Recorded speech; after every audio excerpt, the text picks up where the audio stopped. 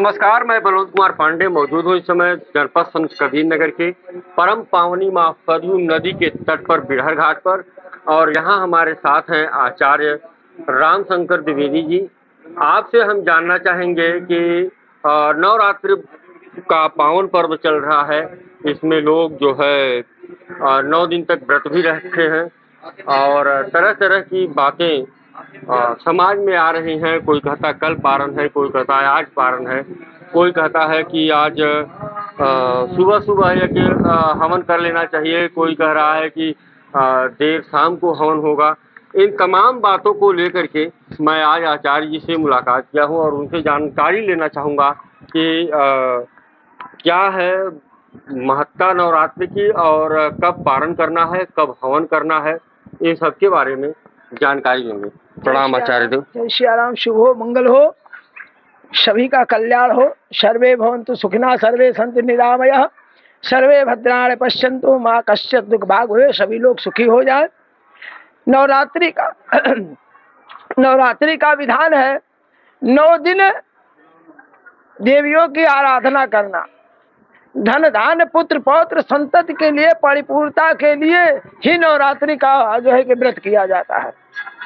और रही बात नवमी तिथि की, तो नवमी तिथि सायं 5 बजे तक 5:22 तक है और पुख्य नक्षत्र भी है।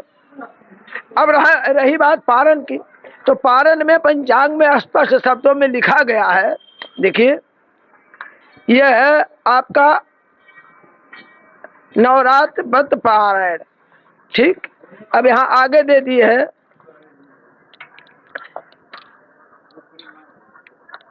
श्री राम नवमी व्रतम मध्याह्न काले राम जन्मोत्सव, राम जन्मभूमि दर्शन रामावतार।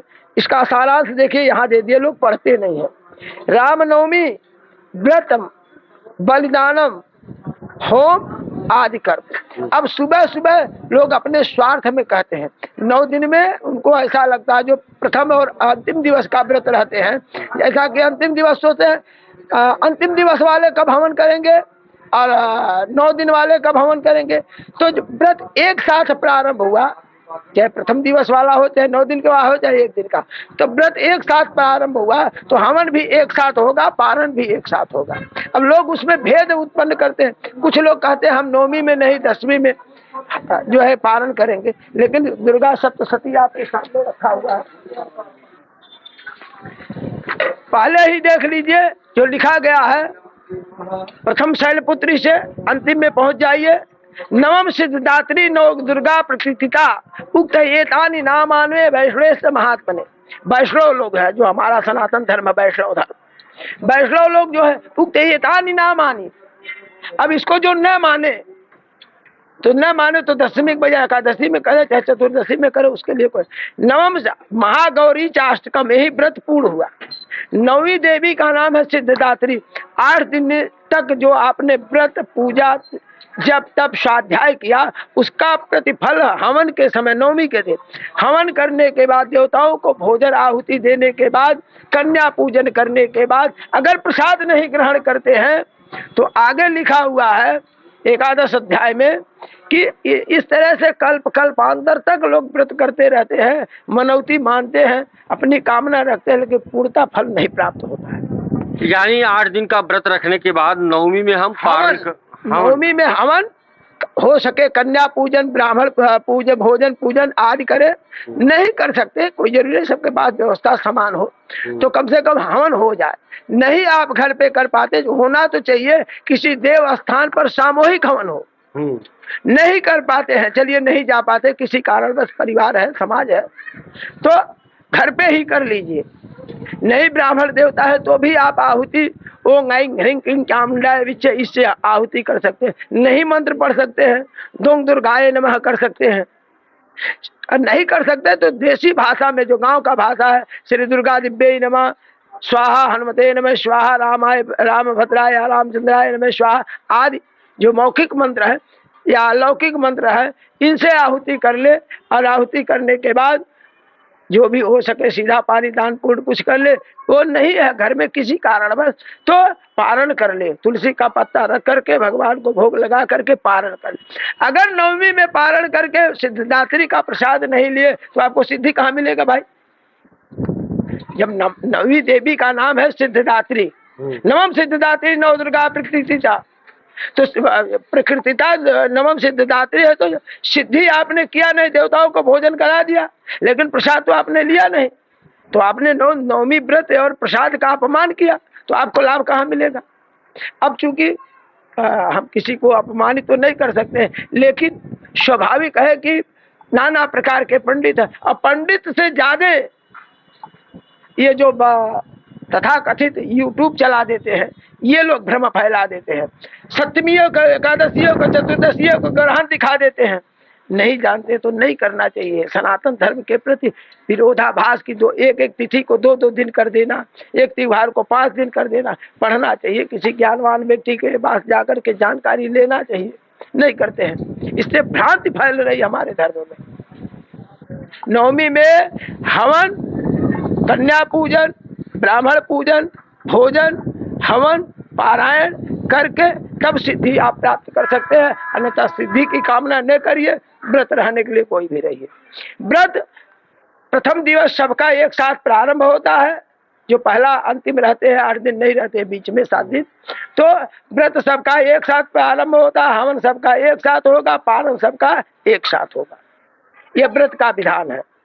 वो तो हम अपने शरीर के किसी कारण बस मान लीजिए बीमार है, अस्वस्थ है, या हम नहीं व्रत रख सकते हैं, तो आद्य आरंभ प्रारंभ और अंतिम रख सकते हैं, ये विधान दिया गया है। तो ये कहा जा सकता है कि आप नवमी में हवन करने के बाद भोजन कर सकते हैं यदि आप 9 दिन का व्रत है। भाई आपके सामने पंचांग लिखा हुआ का हमारे नहीं, हम जो बता रहे हो बता रहे हैं। यहाँ देखिए आपके नवरात्र व्रत पारायण आपके सामने लिखा हुआ है, मैं अलग से नहीं। जो पंचांग जिसको सनातन धर्म मानता है, जिससे सनातन धर्म ही नहीं अभी तो पूरे विश्व का विज्ञान भी पंचांग के अनुसार तिथि निर्धारित करता है। विज्ञान जब घड़ी देखेगा तब निर्धारित करेगा, और पंचांग 3 वर्ष पहले जो आने वाला 3 वर्ष है उसका पंचांग निर्धारण आज करता है। इसी पर आधारित वैज्ञानिक भी है, तो पंचांग निर्धारण किया है। अब उसको नहीं माने तो उसकी कोई व्यवसाय तो नहीं। न मानने वाले का कोई, और न मानने वाले के लिए तो कुछ लोग तो अपने माँ बाप को नहीं मानते, तो धर्म को क्या मानेंगे? अग्नि को नहीं मानेंगे, वायु को नहीं मानेंगे, देवी देवता को नहीं मानेंगे। और भगवान ने करे किसी के साथ दुर्घटना हो गया, कोई किसी का प्राणांत हो गया, तो पहले अग्नि की जरूरत पड़ेगी, फिर जल का जरूरत पड़ेगा, फिर लकड़ी का जरूरत है, सूर्य की हवा। हम सूर्य को देवता कहते हैं, लोग नहीं मानते हैं। ठीक है, कोई देवी देवता नहीं। अगर नहीं है तो सूर्य का रोशनी लेना बंद कर दीजिए, जल लेना बंद कर दीजिए, हवा लेना बंद कर दीजिए, अन्न लेना बंद कर दीजिए। मान लेता हूँ भाई आप किसी को नहीं मानते हैं, आप एक अद्वितीय शक्ति है। तो इस नवमी को लेकर के हमारी चर्चा हुई, और आचार्य जी का कहना है कि पंचांग के अनुसार भी कि यदि देखा जाए तो नवमी में हवन पूजन ही कर लेना चाहिए, और हवन पूजन करने के तत्पश्चात नवमी में ही आप व्रत का पारायण करें, सिद्धिदात्री का प्रसाद लें, और अपने सभी मनोरथ को सिद्ध करने के लिए पूर्ण करें। और गुरुजी एक छोटी सी बात है, ये नवमी कब तक रहेगी? दिन में सायं 5:22 तक है। 5:22 तक, यानी जिनको अपना व्रत का पारायण करना है 5:22 से कल रात्रि से लेकर के आज पूरा दिन उसके पास 5:22 तक का समय है। नवरात्र व्रत रखना और हवन करना, पारण करना, सारी व्यवस्था उसके पास है। अब न करना तो अलग की बात है, कोई जरूर लोग है क्या, अगर किसी कारण बस वह भूखे हैं, अपने पारिवारिक या गृहस्थ आश्रम में, नौकरी आश्रम में, किसी आश्रम व्यवसाय आश्रम में है, तो किसी कारण बस वह भूखे हैं, तब तो भूख नहीं लगेगी। लेकिन जिस दिन ये लगेगा कि हमको आज व्रत रहना, उस दिन सूर्योदय के पहले से उनको भूख लगना शुरू हो जाएगा। चूंकि ये कलयुग है, क्षुधा है, ये क्षुधा जो है पिपासा, ये जो हम इसको कहते हैं कि जो अंतःकरण की अग्नि है, ये जागृत हो जाती है कि जल्दी खा ले ताकि व्रत समाप्त हो जाए, व्रत न रहे। और जबकि कम से कम सप्ताह में प्रत्येक व्यक्ति को 1 सप्ताह में 1 दिन का व्रत रहना चाहिए। ये विज्ञान भी कहता है, शास्त्र भी कहता है। 1 दिन व्रत रहने से जब आप थोड़ा हल्का आहार लेंगे, फलाहार, तो पेट जो है वो आंत वगैरह सब चुस्त दुरुस्त हो जाते हैं। उसके ऊपर जो अधिभार है भोजन का वो समाप्त हो जाता है, पेट फिर पुनः आप काम करने लगता है। और शास्त्र के अनुसार 1 दिन किसी देवी देवता के नाम से आप व्रत रह लीजिए, एक आपका व्रत भी हो जाएगा, शरीर भी स्वस्थ हो जाएगा, व्रत भी हो जाएगा, आत्मा भी प्रसन्न और परमात्मा भी प्रसन्न। 1 दिन तो सबको करना चाहिए। हम नहीं करते हैं तो उसके लिए क्या कहा जा सकता है। तो देखिए, अब आपको शायद पता ही चल गया होगा कि हमें व्रत कब तोड़ना है और ये जो है पारायण कब करना है, ये सारी जानकारियां हमने आपको दिया। और फिलहाल हम अभी आपसे मुलाकात कराए हमारे आचार्य पंडित रामशंकर द्विवेदी जी से।